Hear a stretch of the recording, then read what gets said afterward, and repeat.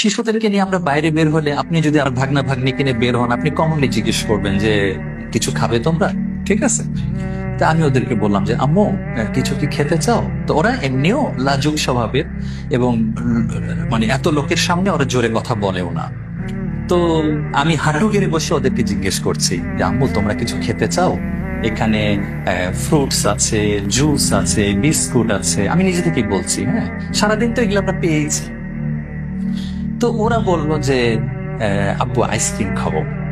হ্যাঁ, বিশ্বাস করেন আমি তো যেহেতু জোহরের আগ পর্যন্ত আশেপাশে ঘুরেছি, আমি আইসক্রিম দেখি নাই। আচ্ছা, হ্যাঁ, তা আমি ওদেরকে বলেছি যে আম্মু আইসক্রিম তো এখানে নাই, তুমি লাবান আছে, তুমি কি লাবান খাবা? তা আমি হাঁটু গাড়া বসা ছিলাম, এবার উঠে আমি খুঁজতেছি যে কোন দিকে লাবান পাবো।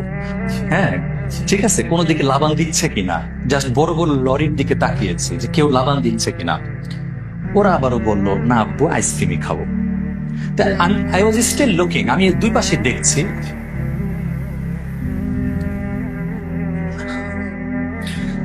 আমি জাস্ট দেখলাম একটা ভিড়ের মধ্যে থেকে দুইজন যুবক, তাদের দুই হাতে দুইটা আইসক্রিম, আচ্ছা, তারা সোজা আমার মেয়ের কাছে এসে আইসক্রিম দিয়ে গেল।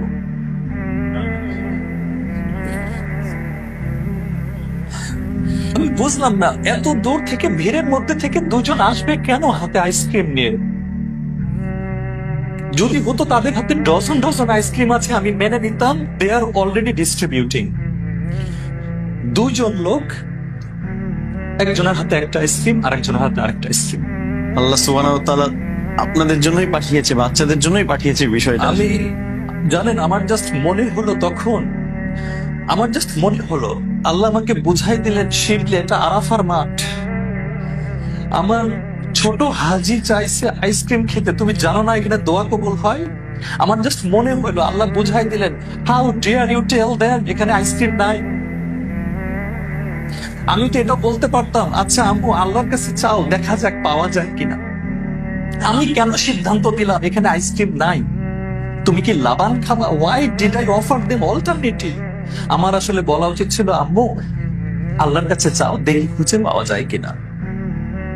আমি এখনো বলতে পারি না যে ওই দূর আমি দেখতে পাচ্ছিলাম, বুঝলেন, প্রায় 30-40 হাত বা 20-25-30, আমি জানি না এক্স্যাক্টলি, এটা ভিড়ের মধ্যে থেকে দুজন আমাদের দিকে আসছে।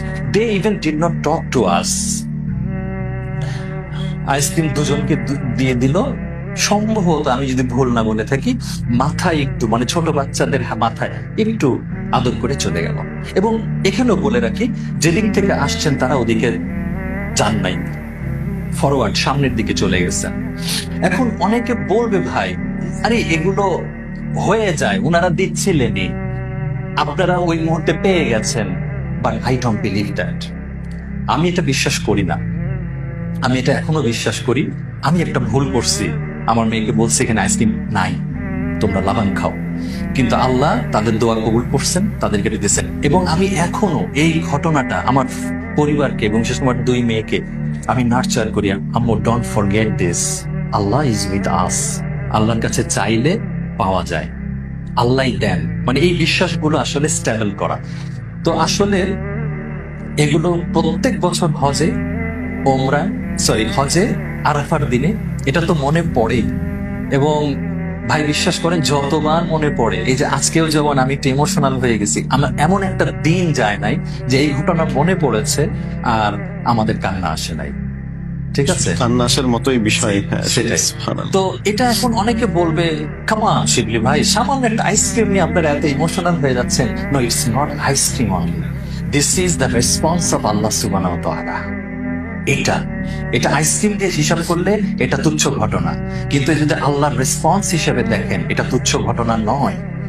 এবং এখানে আমাদের আরেকটা বিশ্বাস রাখতে হবে, এটা আল্লাহই ওয়াদা করেছেন আরাফার দিনের দোয়া কবুল হয়। অনেক হাজিরা যান, যারা জীবনে প্রথম যাবেন এটা মনে রাখবেন, অনেক হাজিরা যান শুধু আশেপাশে ঘুরে ফিরে দেখতে দেখতে আর খাবার সংগ্রহ করতে করতে সময় নষ্ট করেন। কিন্তু এটা যে দোয়া কবুলের একটা দিন, এটাই যে আপনি আগামী আপনার মানে অনন্ত ভবিষ্যৎ বংশধরদের জন্য যে দোয়া করে যাওয়ার একটা সুযোগ, আপনার ভবিষ্যৎ, আপনার অনাগত ভবিষ্যৎ সবকিছু নিয়ে দোয়া করে যেতে হবে, একটা অপরচুনিটি ছাড়া যাবে না। সুতরাং আমি বলবো যে আপনারা কেউ প্লিজ ভবিষ্যতে যারা যাবেন, এই যে একটু আগে তো আমরা সেলফি টেলফি এর কথা বলছিলাম, এগুলো তো ত্যাগ করবেনই, সাথে আমি বলবো অযথা সময় নষ্ট করবেন না আরাফার দিনগুলি। দোয়া দোয়া আর দোয়া।